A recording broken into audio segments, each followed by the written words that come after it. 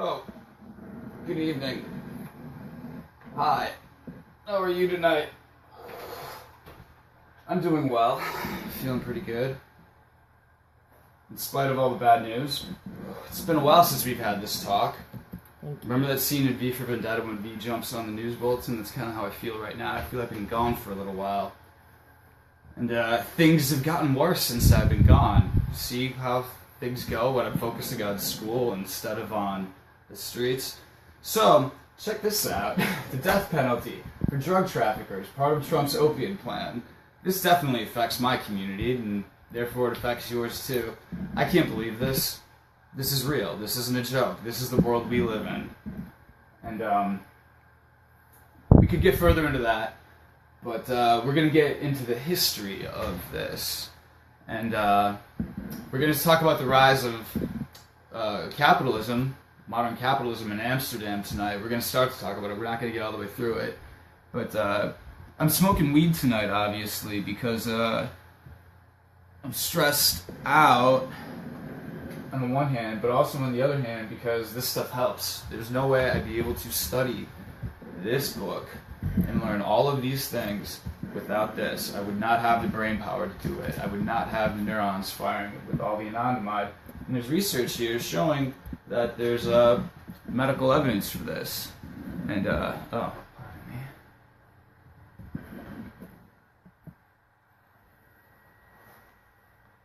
me. That's awesome.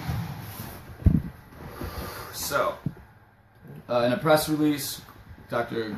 Gruber, the key physician, stated that cannabis, which has shown promise in alleviating a range of symptoms, could potentially improve cognitive performance of patients suffering from severe medical disorders that disrupt their cognitive function and mood. Equally critical, she added, is that data showing a loss of impairment or cognitive functioning following the use of medical marijuana could inform alternative courses of treatment and prevent unjustified exposure to harm, especially in vulnerable populations.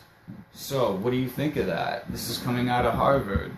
Has cannabis helped you get smarter? I guarantee you it has for me. In order to prove that, I'm going to talk about nothing other than the rise of capitalism in Amsterdam tonight, in order to prove that we stoners also think about money, not just our medicine. Indeed, what's the point of legalizing this weed and getting all these people out of prisons if there's no economy to send them back to? That's why we're fighting for the National Emergency Employment Defense Act tonight. I put a link up, but I haven't got it. And check that out. But tomorrow night I'm going to go hang out with my community. I'm going to go crash my friend Josh Weinstein's Canna Gather to go talk more about this and to start a conversation within the cannabis community about how to start a brand new economy and a Green New Deal with the National Emergency Employment Defense Act. And so check me out there tomorrow night. I'm hoping Josh is going to let me in. I'm just announcing it right now. I'm going to actually talk to you tomorrow, Josh. But yeah, I'll bring my toys, maybe my Donald Trump mask, and I'll let people practice some self-defense stuff. But anyway, tonight I want to talk about the people's genealogy of money. Been away from it a while. Been working on my dissertation. Going really well, and so basically tonight's lecture is going to take us to a new level, and I want tonight's lecture to get us prepared for the new project that's going to become the mainstay of my work, which will be weekly monetary news podcasts that I want to do, analyzing things like this new deregulation of Wall Street bill that's happening right now, and other stuff, including the current Federal Reserve Chairman board switch. Janet Yellen stepped down, Jerome Powell came up. We've got a lot to talk about. We've got a lot to catch up on. So, before we even kind of get to the present, though, we have to talk about the past in order to make sense of the present, because it's very confusing. It's taken me a lot of weed to uncover all this stuff and put it into some sort of language that people can understand. So, please check out my GoFundMe. It's on my Facebook page. I'm sharing it and tweeting it on 420 Fight Club on Facebook and Twitter, as well as my personal page. And like I said, what we're gonna start to learn about tonight is the first modern stock exchange. And with that, we're gonna start to study the modern con games, dual trading, front running, bear runs, and so much more. Oh my. So, of course, we're still going to keep up the 420 Fight Club stuff. I'm going to be getting ready to get back out in front of the Fed. I have a lot of people asking me. Thank you for everyone who's been hitting me up on Facebook and on my cell phone asking me when we're going to get back out there. I got a lot of new moves to share with you. But in order to keep this going, we need your help. I've been very busy focusing on my PhD, which pertains to all this stuff as well. There's a lot of mentions to the NEAT Act and to this book in my dissertation. And I've been working real hard. I haven't been making money. I've been working for free in order to make money for free. And obviously, I do this with your support. I have a cap on my tooth. Thank y'all very much. Ka-ching. Money smile. It's about $900 right there. It's about $1,000 y'all help me provide to get a crown. I got a follow-up appointment this Thursday. Thank you very much. On behalf of myself and my partner behind the scenes, Natalie. Nat Smiley. Hey. She's here with us too. Hopefully she'll be chiming in more. But we have some problems. Nat's hours have been cut. She works as a film production assistant. She's been subsidizing my research heavily. And we need to keep our electricity on. We have a crisis here. We only got a few more days left in the month. And we really need your help to keep that on. Same goes for my phone. I don't even want to show it to you. I don't try to move it around too much. We do all these lectures on Nat's phone. We can't even do it on mine. We know that times are tough for all of you, and we're going to talk about that in the news program. We want to talk about why that's happening, and why that's what's going on, with the politics behind the belt tightening and the austerity. So, please support if you can. Please comment. Please share. The moral support helps make money down the road for us, and of course, the more money we make, the more energy, the more brain power we can put into this, and the quicker we can get Congress and our lamestream media to take notice of what we're saying here. So please do fund this if you can.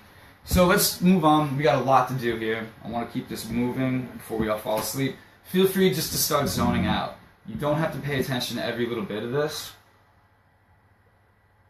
Indeed, this is a good thing just to chill to meditate to, even to fall asleep to. Let this hit your subconscious. You can come back to this anytime. Check out Greens for Monetary Reform on YouTube. I've got all the latest lectures. I don't even know when we did the last. Oh my god, the last one was 4 months ago. 1500s Northern European power, money power. That was fun. I can't even remember it. But anyway, how's it going online, Natalie? Any questions? Any comments? Doing great so far. Anyone with us there? Any shout-outs? People are coming in and out. So what's up, people in and out? Let us know you're here. Just say hi, even. It all helps. Just say hi.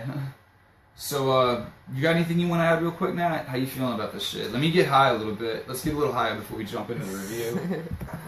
I'll breeze through the review, just get you up to speed, and then we'll start to talk about the Bank of Amsterdam tonight. What up? How you talk to me? Oh, I'm looking forward to hearing this. Because of Amsterdam, right? Yeah, because of Amsterdam. I want to see. I mean, they've always pioneered a lot of shit. So I want to see how they started. You said they started the stock market. I'm looking forward to seeing how that happens. Probably won't get to that tonight. I'm going to tell you a spoiler. It's going to be a Return of the Empire Strikes Back style ending tonight. So speaking of film, you're into film studies and stuff like that, and you've been listening to this stuff for a while, letting me travel on. What does this conversation trigger from you from, like, your academic background, especially considering you're behind the camera? In regards to what? You're mentioning, like, we were reading Marx yesterday, and you mentioned, like, Chaplin. Oh, yes, in terms of capitalism. Yeah, talking about capitalism. And so the fundamental feature of capitalism we're talking about is usury, debt, systematic misuse of the monetary system. Just tell us a little bit about how this has changed your life since you've been gradually opening your mind to this. How does it make you feel about your day-to-day life? Well, things make more sense in regards to what I've been studying, in terms of what the messaging is in a lot of the old films that we've been watching. You were quoting something from Marx the other day, about capitalism and how it affects society and Alienation. people and alienation and all of those ideas. I know I've seen a lot of in Chaplin films, and that triggered a lot of memories of like sociology and cinema that Right. I've taken. That's so yeah, cool. that's exciting. Just to For me, like, the one word answer as to why I'm doing this and what I get out of this, like, in spite of all the work, I'm not working necessarily for money. I do this because it gives me hope. This is bringing me back from the dead. Studying all this stuff shows me a way forward. Studying all this stuff shows me that we don't have to keep repeating the same mistakes of the past. We don't have to Definitely. follow Trump's lead. You know, we have options here. We have more options and more resources than we knew about. yeah, it's definitely more clarity for me as well, in the same way you just mentioned it. That's dope. Yeah, Clarity clarity. is cool. I'm glad, because I throw a lot out there. I can't believe that someone says clarity is actually something that they get out of this. Andrew J. Norberg says, "What's up?" Hey, buddy, how you doing, He's man? with us. Good to have you back. Thanks for saying hi, man. Hi, bro. Take a hit. Thank you. That's cute. Alright, let's get to work, shall we? So, I'm going to take my last hit, and we're going to go all the way back. Time for a historical head trip. Take a time machine time. 40th century BC, plow revolution, agriculture. This is the beginning of cities, urbanization. You can put it out. Save some. Got my thinking cap on. Here we go. Cities, agriculture. So this also means that this is the beginning of lending. People would lend seeds and animals before they used money. And what was really common was that if you lend out some seed, like some weed seed, for example, or like, you know, a cow, a female cow that was pregnant, the borrower would give back some of the extra seed from the harvest or some of the extra offspring from the livestock as a form of interest. This was the birth of interest. This was good for society. It helped cities flourish. So, what we also see, think back to, you know, your cradle of civilization stuff in your early social studies classes, cuneiform, the tablets, the ancient Sumerian tablets, writing. That was all about recording these exchanges of seeds and animals. This was all about debt. David Graeber, first 5,000 years, I don't have the book with me, talks about debt extensively, and it kind of gives a lot of credence to Nietzsche's notion in the second genealogy of morals about debt being the birth of consciousness, and specifically bad consciousness. He talks about how there was no word for guilt in German until there was a word for debt, Geld. So there's also really good stuff. Like, we could talk about how this form of interest, writing in debt, is also the birth of writing in general, of course, consciousness. So moving forward, I can get stuck on this stuff so easily. We're in 1500 to 1000 BC now in ancient Greece, and this is when we start to see gold being used as money. All my gold bug friends out there, why don't you tag Kat Waters real quick, our old friend. She's a gold bugger. She needs to study this time period, and she needs to study the first chapter of Lost Science of Money here. Monetization of gold in ancient Greece, we start to see the beginnings of usury, the systematic misuse of our monetary system, what Aristotle called crematism. And so what we see now is people charging interest on money, on coin being loaned. Eventually, gold started to get hoarded. Gold would start to be used instead of seed and livestock, and the practice of charging interest was carried over from those live forms of money. This is when we start to see the death of money in 1500 to 1000 BC. And so now we see the systematic usury era, is what Zarlenga calls it. And so this is when you would expect money back after you loan money out, as if the money was alive, as if the money was capable of producing more money by itself. We could talk about Marx and commodity fetishism right now if we wanted. So, obviously money isn't alive, it's barren, it can't have sex, it can't produce new money. And this usury era is essentially what we consider to be the fundamental feature of capitalism. What we're looking at is how this practice got worse. So what we see in this time period of ancient Greece was banking, the rise of bankers, a group called the treasurers of the gods. They would deliberately start economic competition that would result in poverty and crime. and wars between Greek city-states, which resulted in all sorts of stuff like the Olympics and stuff. And a lot of what this was about trade. There was a lot of trade going on in the ancient world. Tourism was bigger in the ancient world than it was now. People had more time to travel back then than you do now. And what we see, this tourism trade, driving this tourism trade too, is the East-West trade between silver and gold. So you could get, the exchange rates were set different. And this is what happens in modern bankers today. They adjust exchange rates all over the world, and these Greek treasurers did the same thing. So they would keep the exchange rates deliberately unequal so that investors and traders can make more money just by moving money around.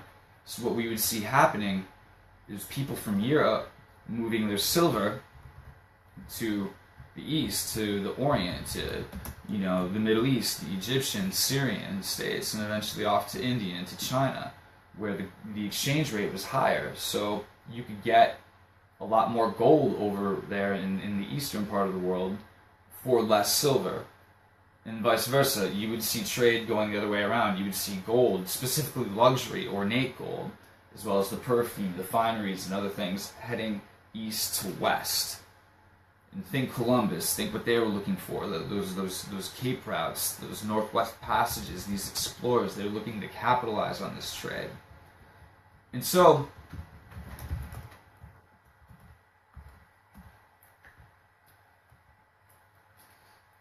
this mechanism, this uneven exchange rate between silver and gold caused all kinds of economic instability, all kinds of competitive trading, crime, all kinds of war, and this created so much problem in ancient Greece. Like Sparta was in ruins, total decline of morals. I mean, they were not a leading power in ancient Greece as of the 8th century BC. This is when Lycurgus, the lawgiver of Sparta, emerges, between 800 and 730 BC. With all kinds of land reforms, all kinds of economic reforms, most importantly for our purposes, the Pelennor system of currency. This is the first public currency, iron bars soaked in vinegar so that they were worthless.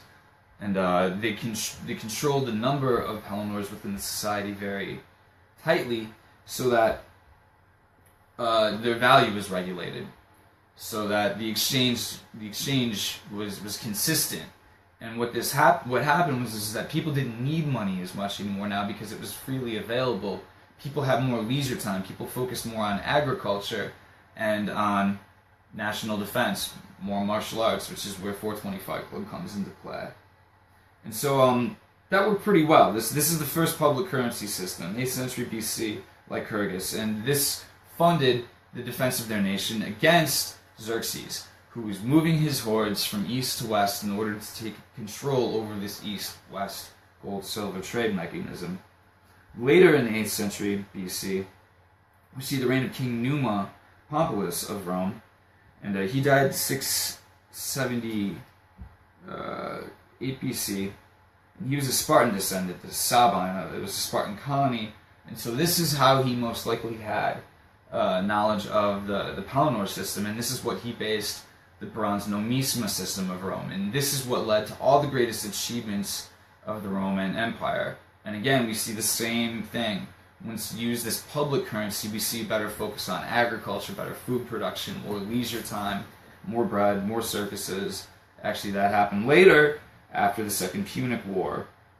And we're talking 3rd century BC now. Once we start to see the decline of the Roman Empire due to war, this is when Hannibal was ravaging the countryside, and this forced Rome to switch to a gold-silver standard, which ended the monetary isolation and the sovereignty of the Roman Republic, and they couldn't use that bronze nomisma anymore because Hannibal was using it to fund expeditions against Rome itself, so they switched to silver and gold. And Zarlenga points out really well that this is what forces Rome to engage in more warfare in order to find more land for more mines in order to fuel their economy. When you use a commodity like gold specifically as your money system, you're automatically basing your monetary system on ecological devastation. You have to mine that out. There's no reason you have to do that. Because as Aristotle points out, sorry, actually missed that. 4th century philosopher, he pointed out that money exists by law, not by nature.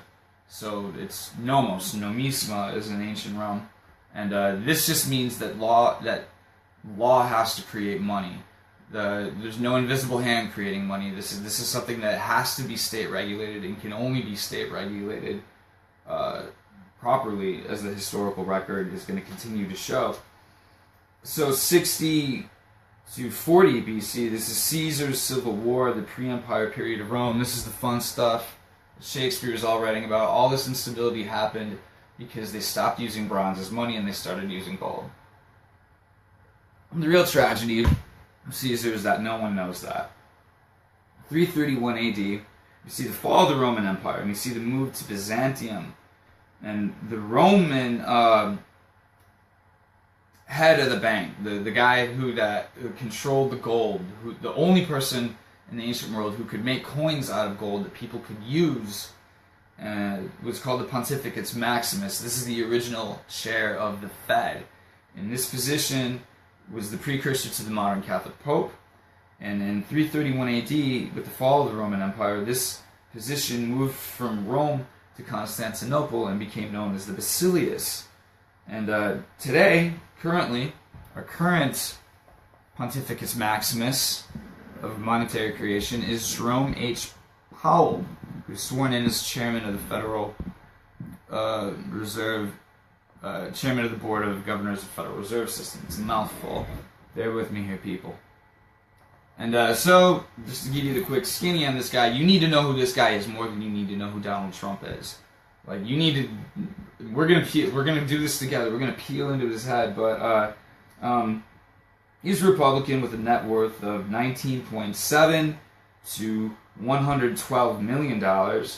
He went to Princeton, has 3 kids, according to Wikipedia, and Liz Warren was the lone dissenting vote against Jerome H. Powell, and on January 23rd, 2018, and he was confirmed on February 5th, 2018.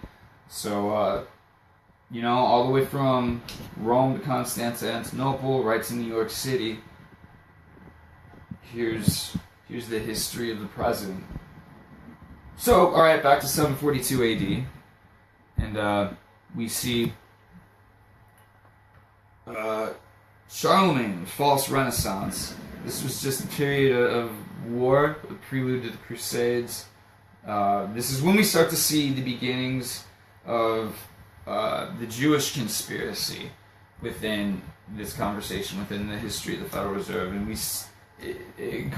start to see Jews getting involved in the slave trade, not necessarily because they want to, but because they're exploited, they're outcasts, they're forced into doing dirty work.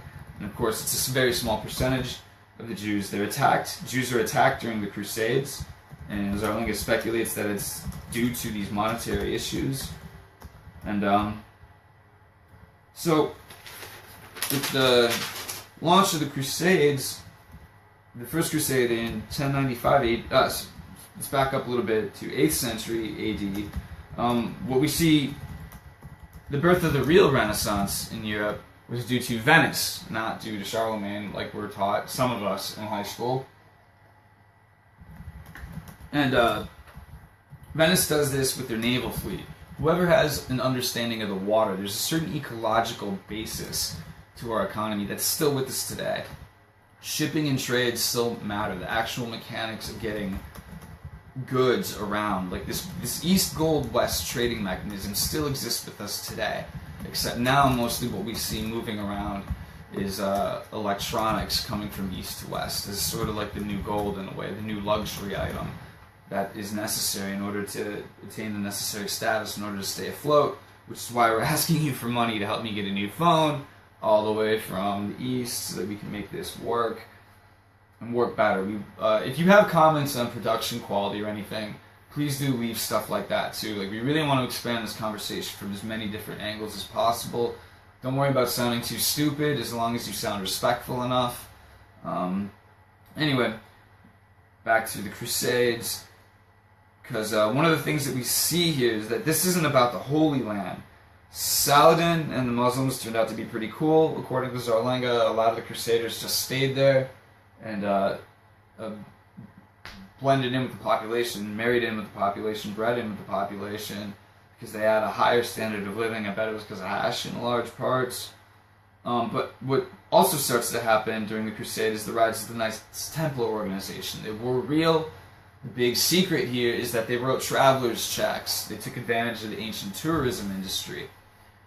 People like to travel. Pilgrims wanted to go to the Holy Land, and people were moving around, but you didn't want to carry gold or silver with you, so you give your gold or your silver to the Templars. They would give you a check, a certificate, a value that you would redeem once you got to your location, so that you wouldn't be carrying a lot of money with you on the road, so that you wouldn't be suspicious prey. They didn't necessarily actually defend you. They just sort of defended your money, and they made a lot of money for themselves on it. And they got so rich that in the 14th century, the King of France had to prohibit the organization because they owned too much of the French monarchy. They owned too much land in every country. They were too powerful. There was a big persecution, and a lot of them went to Scotland. Long story short. But we're jumping around a little bit here. Let's take it back to 1204 AD. This is the Third Crusade, and this is when the Venetian fleet sacks Constantinople. It wasn't Muslims sacking Constantinople, it was Christians. It was Christian on Christian action. And this brought all sorts of gold and silver, which had been accumulated in the former capital, back from east, back from the area known Istanbul, Turkey, back into Rome, back into Venice, back into all the major European cities, and this is what fueled the Renaissance of Europe, not Charlemagne.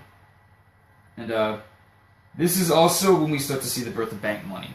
Once there's enough gold in these coffers, once the kings started minting their old gold coins, the Pope of Basilius, or Pontifex Maximus, was irrelevant at this point. And different kings started making their own money, which created all kinds of chaos. And so what we see, though, is that people started just making loans based on the amount of money. We start to see what we would call fractional reserve lending. And those fractions start getting bigger and bigger and bigger, until eventually bankers in Italy, the Medicis, the Fuggers in Germany, just discovered that you could just credit money out of a book. Just say, yeah, here's a check. Just bookkeeping money. And this is the system. This is how money is made today, just out of bookkeeping entries, except it's done electronically rather than on paper or vellum or whatever. So these powerful banking clans, the Medicis, the Fuggers, the word fuck, to fuck you, comes from the Fugger family. I got fugged. I got a bad loan. I got a bad deal. And so this is when we see the party starts to move a lot more quickly now. It moved from, the ancient Oriental cities, the cradles of civilization like the Middle East and Egypt, down to Greece, down to Rome, and then quickly, I can't even keep it straight, up to Constantinople, boom, up to Venice, and then we see it move around to Bruges, and Jews are welcome in Bruges for a little while, and they kind of set things up, but then eventually it falls due to the same sorts of speculation that we're going to see. It gets deflated, and then we start to see Jews moving to Amsterdam. We're going to talk a little bit about that tonight, too. That'll kind of be the highlight of tonight. Hey, Nancy's in with us. What's up, Nancy? She says, hey. hi, Harrison. Of course, we're talking about Jews. Talking about Jews. There they are. So, 1536 is important in terms of understanding the Jewish conspiracy underneath the Fed, which is not a Jewish conspiracy at all. It's a Protestant Jewish alliance, an unholy alliance. This isn't the work of Jews. We see Protestants starting to act as the financiers, and Jews acting as the bagman, the movers of the money, the people who take this bank money and move it around between clients, because they have so many international connections from being kicked around and bounced around all over Europe so much. These family ties across geographies are what enable the financial system to happen. That's why Jews often get so much of the blame. And we're going to talk a little bit about the Jewish question tonight. And this is a real thing. Check it out on Wikipedia. This was a book. There's a book by Bruno Bauer in 1843. And Bauer's arguing that Jews could only achieve emancipation by abolishing religion. And you can see, so this sort of sets things up for Marx, who basically argues that there's no need to... Marx is accused of being anti-Semitic, of course, and he argues that there's no need to abolish religion. What you really need to abolish is what he calls huckstering. That's the real basis of everything people hate about Jews, according to Marx. And so,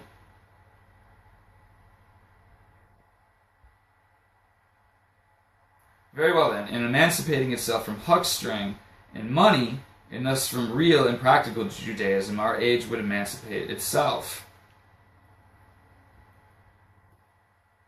In his view, the Jew's view, the world, and this is like the bagman Jew, a very the Jew that Bauer's talking about. Marx is always being very sarcastic, like I am, and he gets misinterpreted a lot. But he wants that, because he wants you to think. In his view, the world, in the Jew's view, the world is no more than a stock exchange. We're going to talk about the birth of that tonight. And he is convinced that he has no other destiny than to become richer than his neighbor. Trade has seized upon all his thoughts, and he has no other recreation than to exchange objects. When he travels, he carries, so to speak, his goods and his counter on his back, and talks only of interest and profit. If he loses sight of his own business for an instant, it is only in order to pry into the business of his competitors. By acquiring the power of money, but also because money has become, through him, and also apart from him, a world power.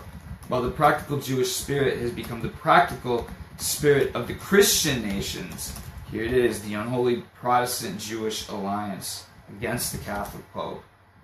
The Jews have emancipated themselves insofar as the Christians have become Jews. There's more. I don't want to get too far into Marx tonight. But money is the universal self-sufficient value of all things. It has therefore deprived the whole world, both the human world and nature, of their own proper value. Money is the alienated essence of man's work and existence. This essence dominates him, and he worships it. The Jews worship it. And that's just Marx sort of being sarcastic.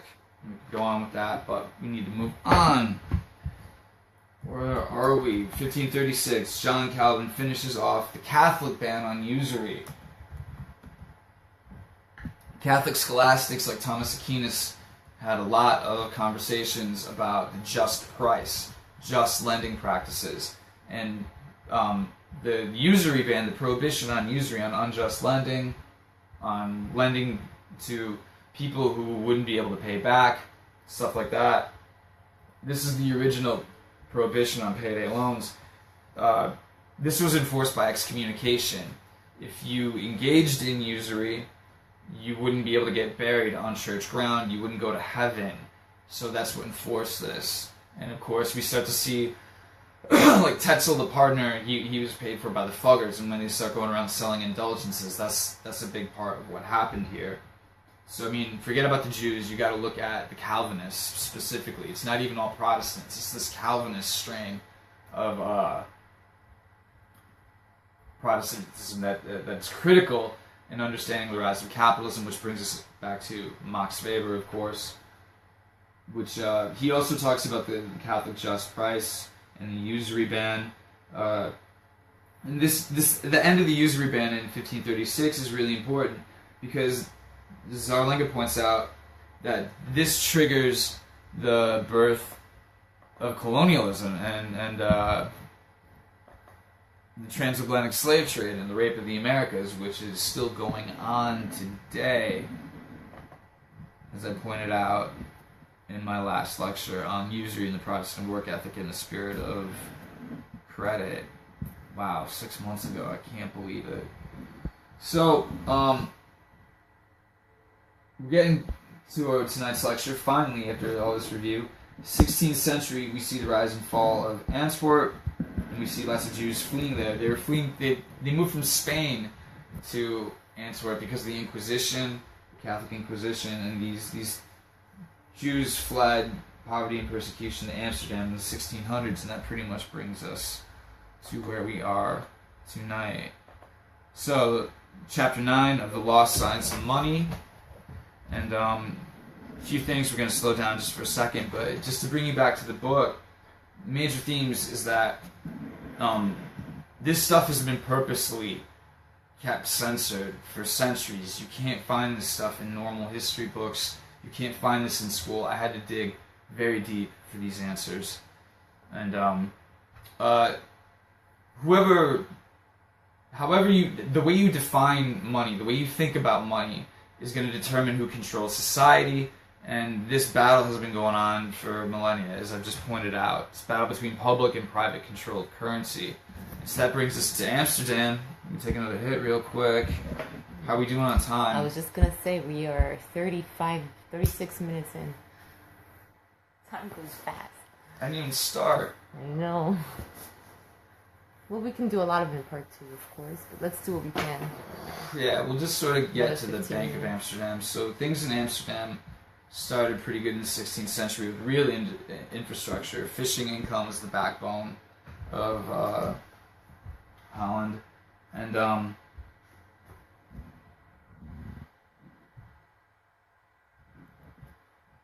shipbuilding was also incredibly important as well. They were doing real work back then. Making things, actually things you can eat and things that will help you get more things to eat. And this is why Amsterdam was ripe for a big capitalist rush. There you go. Thank you. So I'm not going to read too much here. So, the Dutch fleet replaced, the Dutch fleet became the carrier of the north just as Venice was in the south. And this is what gave them control over the east-west gold trade. And of course, their ships were important in that. So, before that, prior to 1585, there was no Bank of Amsterdam. And the bourgeois class was prosperous, but there was no one like really balling. It wasn't a big powerhouse yet. But in 1609, the Bank of Amsterdam gets created. And this is a municipal bank. All other banks were forbidden to engage in banking. It was the only bank that was allowed. And it was copied from banks in Seville and Venice from the Italian systems. Bank of Amsterdam is the world's best known deposit bank, though it is usually misunderstood. The main source of all this information that Zarlenga is getting is from J.G. Van Dillen's History of the Principal Public Banks. So, some of the Jews emigrating from Antwerp had set up an exchange and banking operation, a whistle bank changing money and discounting bills of exchange, taking deposits and making loans. So they were movers. And they created this bank in 1609. In Amsterdam, this bank, but Jews were forbidden from this bank in 1609. They weren't really allowed to do that in 16. I didn't know there was January racism. 1609. What's that? I didn't know there was racism all the way back in the 1600s in Amsterdam. So it's been going for a while. Yep. It's crazy. So what we're going to see is they set up their own stock exchange to kind of do their parallel banking. They set up their own trade outside this bank. That's coming up. We're going to set the stage for that. Anything else? Anyone jumping in? No. Oh, no problem. Just let it wash over you. So, the most important thing about this bank is that it was to stabilize the money system. It was supposed to make trade better. It wasn't a bank of issue. It wasn't making loans.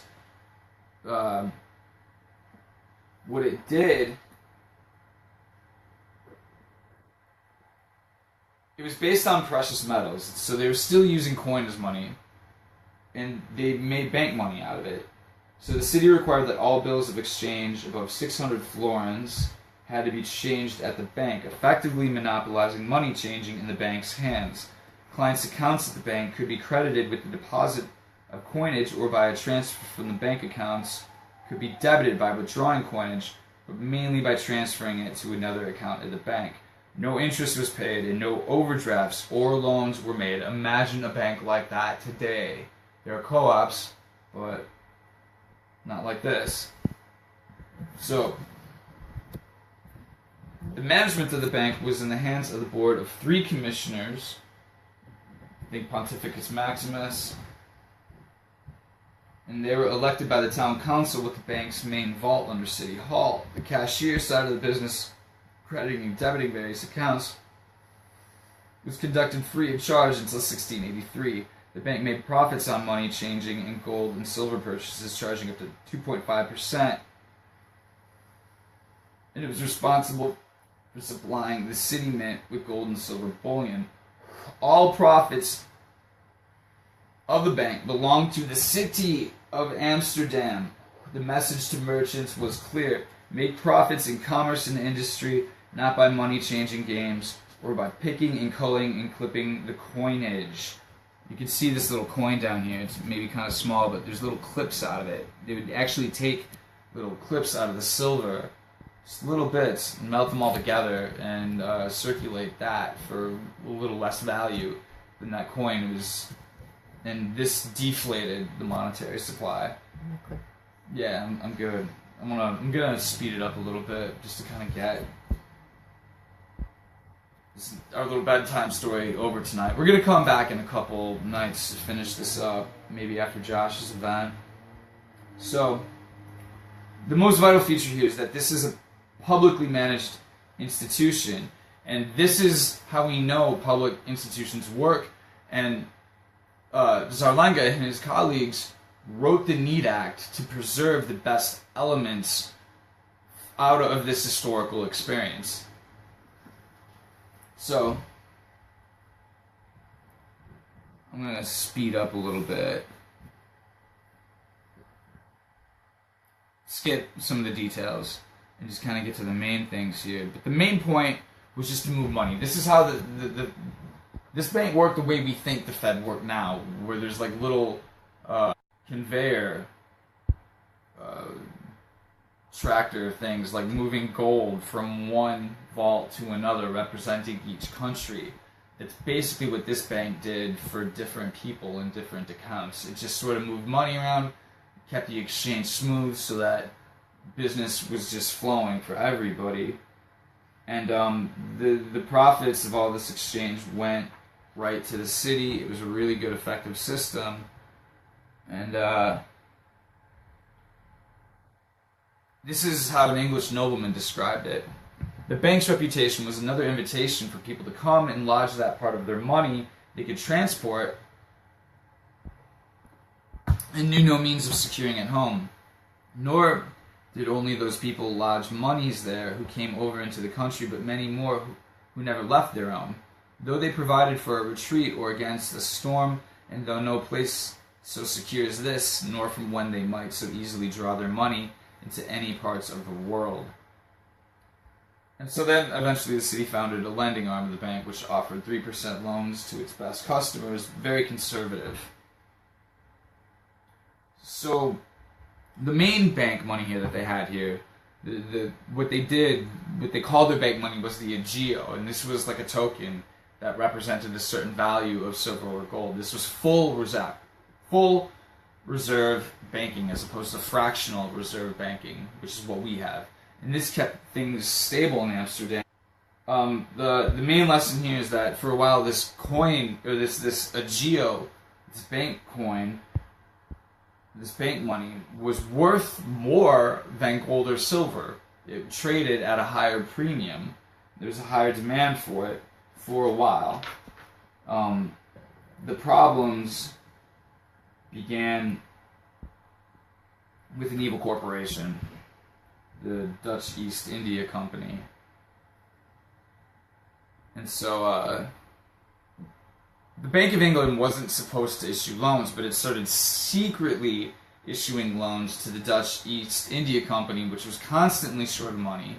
It was always coming up short, just like the big banks are. And so this led to a major municipal debt in 1624 for Amsterdam. And we could see how this started to drain the city.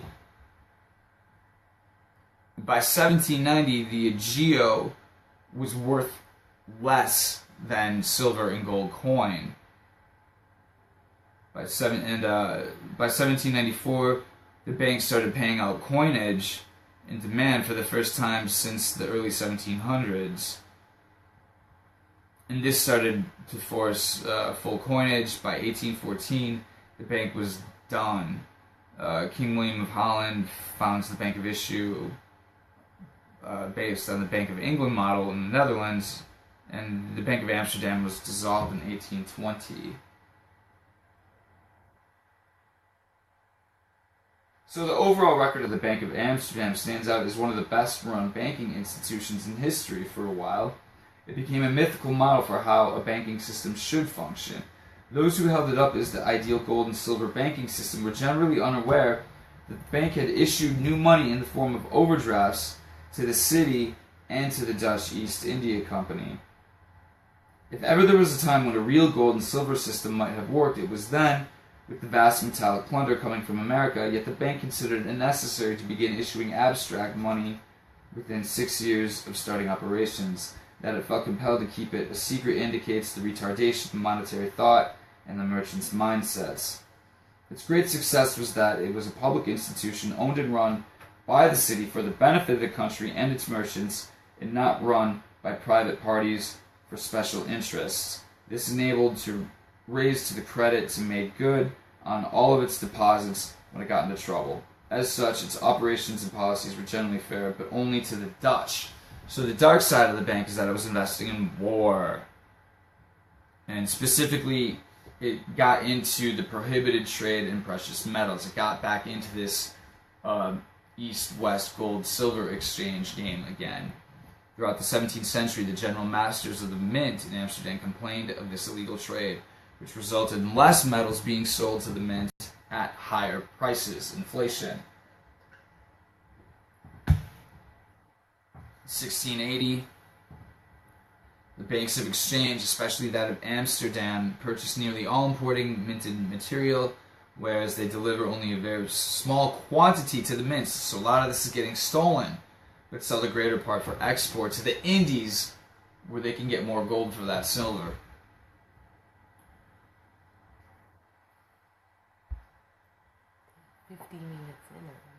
Alright, we're almost done here. So the bank brought metals from the Dutch West Indies companies to sell to India. Here's the routes they used. Gloss over that.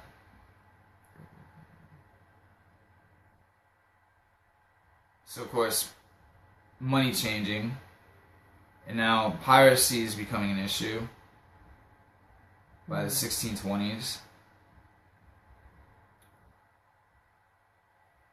And this bank was unwittingly supporting this illegal trade, the same way we see modern banks like HSBC and all the others supporting the illegal trade of drugs between the U.S. and Mexico. Those banks would all collapse if you took out drug money from our banking system, which is why we're having these conversations on drugs, because things are just insane here. Comes back full circle.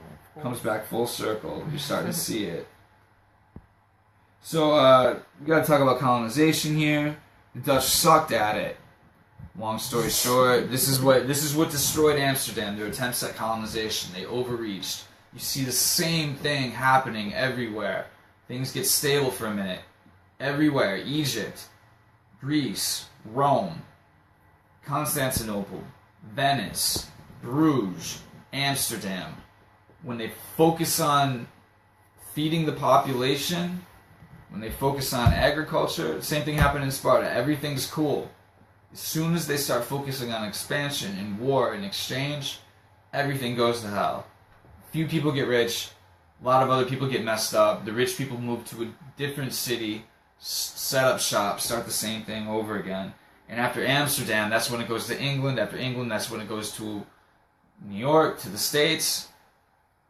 And the party's over here. We got the hangover right now. The party's off back east. It's in Asia. It's back in China and in Korea and Japan. And this has everything to do with why North Korea wants to talk to freaking Trump. To freaking Trump. They're like, North Korea's like, no. We see our neighbors making all this money, you know, like we could do a little bit better here for ourselves. So, anyway, let me move forward here a little bit. Colonialism didn't work out well for the Dutch.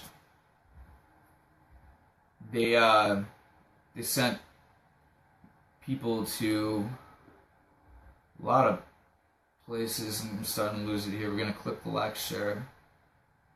Statistically, the Dutch East India Company eclipsed all of its rivals in the Asian trade between 1602 and 1796.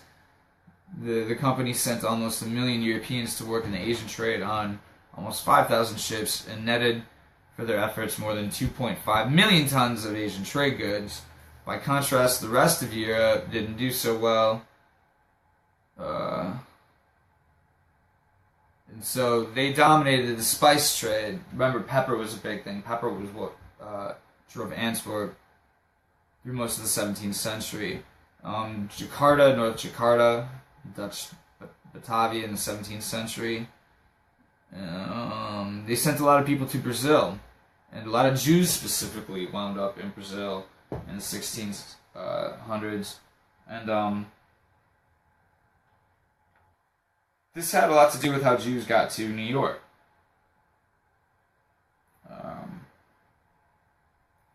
Compared to the Portuguese and English, the Dutch did a poor job of establishing colonies, as Holland needed immigrants herself. Colonies that formed in Brazil, New York, and Cape Town were quickly taken over by the Portuguese and English. The Dutch discovered the Hudson River Valley in 1609, but surrendered New Amsterdam, New York, to the British in 1664. Cape Town was founded in the late 1500s and surrendered to the British East India Company in 1620. And this had everything to do with slavery. The Atlantic slave traders, ordered by trade volume, in terms of who the biggest were, of course, were the Portuguese, the British. The Portuguese were the biggest, that's why there were so many slaves in Brazil. What's up to all my Capoeira friends? Can't wait to see you again. Get some kicks in. And talk about Capoeira and sovereign currency. And the British, the French, the Spanish, the Dutch, the Americans. The Americans were the least, made the least amount of money off slavery. And took the most amount of damage. Anyway, the Dutch had established outposts on the African coast where they purchased slaves from local African tribal leaders. Current estimates are that about 12 million were shipped across the Atlantic, though the actual number purchased by the traders is considerably higher, to say the very least. So the merchant Jews of Amsterdam, and this is kind of the highlight of tonight, and we're just going to scratch the surface.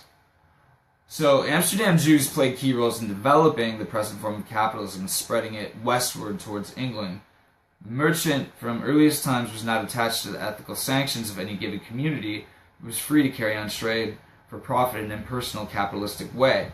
Think of the wandering Jew that Marx described that's not attached to any one community, that doesn't have any ties to people. They just have to make money and keep moving it in order to survive. They had no state. They had no Israel yet. So, prior to the Reformation, many Christians entered upon great trading enterprises. Italian merchant bankers developed complex banking and credit mechanisms that fostered large-scale trading. Amsterdam in the late 16th century, international trade and business dominated. Holland was a stronghold of Protestantism, and the church no longer dictated commercial policies. The separation of church and state with Martin Luther's challenge enabled more financial innovation. Persecuted Jews were welcomed. They didn't necessarily were given position in banking, but they were welcomed into the city because they needed immigrants. Many Jews were traders with wide international connections because they've been bouncing so much. Amsterdam is where we see the beginnings of an unholy Protestant-Jewish alliance of the most despicable groups of people from both groups. And we're going to name names, people. I'm a little confused, though. A little confused. I'm terribly confused. In regards to them not being allowed into the banks, also, like, how did that? But then they were also moving the money for everyone. How did that work? They weren't allowed into public banking. They didn't necessarily hold the public banking positions. So the public banking that keeps things stable, that doesn't do the bad loaning, like they weren't the clean work. They were only allowed to do the bag work, like the bagman work, behind the scenes stuff. Wow. And all that behind the scenes stuff is how the stock market starts. It just, the stock market starts up as like a little sideshow to this main bank, and the main bank gets sucked into the sideshow. So the Levant trade 30 yeah, so Amsterdam Jews played a key role in developing Protestant. In 1492, familiar year, Ferdinand and Isabella expelled all unconverted Jews from Spain. Many went to Portugal and then on to Antwerp when the Portuguese set up their trading depot there for pepper. When Portugal introduced its Inquisition in 1535, many more Marranos, the Portuguese Jews, were known, and nominal Christians emigrated to northern Europe and engaged in trade with the Levant, the Middle East. So this is why we start to see the connection, the Jews from Europe to the Middle East. They're moving pepper and money around. Runners. No home, no rest, just hustling. Sound familiar? Just trying to synchronize this. So Antwerp 12 in 1585. Almost 20,000 Jewish merchants moved to Amsterdam in this period. Mass exodus. Jews went to Brazil. Talked about that a little bit. So this is the more the Jewish diaspora. However, after first using the Jews as mentors, the Christians took over the business. Probably the most important economic activity of Dutch Jewry was in the West Indies. The Jewish community did dominate New Holland, the Dutch colony, and Brazil, 1630 to 1654. Jews acquired much personal wealth, fostered the sugar industry, stimulated international trade. The Jewish merchants participated in the slave trade with the Dutch West India Company. So, Merchant Jews of Amsterdam. Here's a really interesting chart. You can check all this stuff out in Greens for Monetary Reform. All this information is up there. Although large numbers of Jews lived in poverty, there is an appreciable number of well-off. Of the total 13,000 Jews living in Amsterdam in 1743, of those 13,000, almost 450 had an annual income exceeding 800 guilders. This list shows that the ruling which prohibited Jews from carrying on a retail trade was not strictly enforced. Besides these 442 on the list, these privileged few Jews, there were many more storekeepers and artisans with incomes below 800 guilders. So there's a big wealth disparity within the Jewish population. We can't talk about some universal conspiracy within the Jewish community. All these freaking hate groups can go suck a gun pipe for all I care. So, you want to call us anti-Semitic, good luck. In 1631, the Bank of Amsterdam had a total of 1,300 accounts, representing 1.1% of the population. 89 of those accounts, of those 1,348, only 89 were held by Jews, 9% of the Jewish population, underscoring their activity. They are underrepresented within the wage distribution of Amsterdam. So, there we go. Here we have a chart of the growth of Amsterdam's Jewish population from 1609 all the way up to 1780. And you're going to have to help me out with this, Natalie. We got the Sephardic Jewish population. Yeah, those are the dark-featured Persians. Alright, so for the these... most part. These are the Eastern Jews. No, the Eastern I think is Ashkenazi. Those are the Ashkenazi. white Europeans. These are alright. So I mean, like the Middle Eastern Jews of Sephardic. This is the black versus white in Black versus Jewish white. culture. Right. The okay. blacks are representing Sephardic and the whites Ashkenazi. So we can start to It's see too funny. this start to expand and increase from 1609 to 1740. It grows So the white people moved exponentially. in 1600s. Yeah. Exactly. They Wow. came a little later after the black Jews did a lot of the work. So we see racism within the Jewish community. Yeah, pretty much. It's very light, but it's there. So that takes us all the way up to the Amsterdam Stock Exchange. I should point out that along with the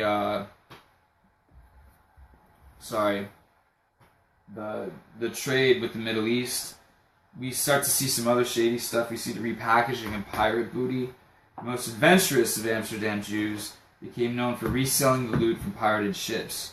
J. Savory des Bruselons Dictionnaire Universal del Commerce noted, the Jews of Amsterdam are so expert that after disguising the stolen merchandise, by mingling it with other goods or packaging it in another way of remaking it, they're not afraid to go to certain Portuguese ports and resell their goods there where they were stolen from and pirated from. Very often they even dispose of it to the same merchants from whom the booty was taken. That's hilarious. That's smart. I mean, like the Jews use dirty tricks to survive. You can only push people so far. There's war, obviously, also fueling this entire economy. When there's factional fighting in Morocco, Amsterdam's Jewish merchants supply both sides of the battle. It's just business. They have no connection. It's just business. They're just doing their job. Later, both factions in England's civil wars borrowed in Amsterdam. So we see Amsterdam financing the Cromwell's civil war, both sides of it.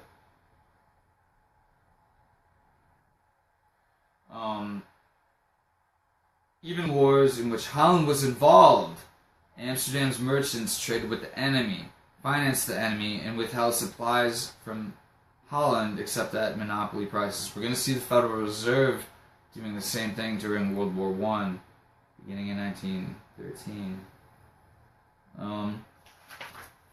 Getting to the end here. So, the Amsterdam Stock Exchange, just to sort of give you the highlights for next lecture. We're going to end here, but just to give you a sense of what to tune back in for next week, we're going to talk about corporate crime. We're going to talk about all of the innovations, all the derivative practices of the 1600s and the 1700s. And we're going to talk about this in order to understand what's going on better today. There's a point to all this. So, the evil company, Dutch East India Company, shares is the primary security that was traded on the Amsterdam Stock Exchange. The main thing to think about here is the stock exchange versus the public bank. We've got the good banking institution and the bad, evil banking institution. And both of them are doing business with the evil corporation, the Dutch East India Company. And so, with the Amsterdam Stock Exchange, we start to see stuff like short selling and cheating of the public, manipulating through brokers doing dual trading, selling before or after they execute their clients' orders, stability as a markets. Talk about bear raids. Talk about that. About inflating the price of a stock by buying it all up and then deliberately popping the bubble, using false news to inflate price stuff. That starts to happen with the stock exchange. And of course the result of all this shenanigans is war.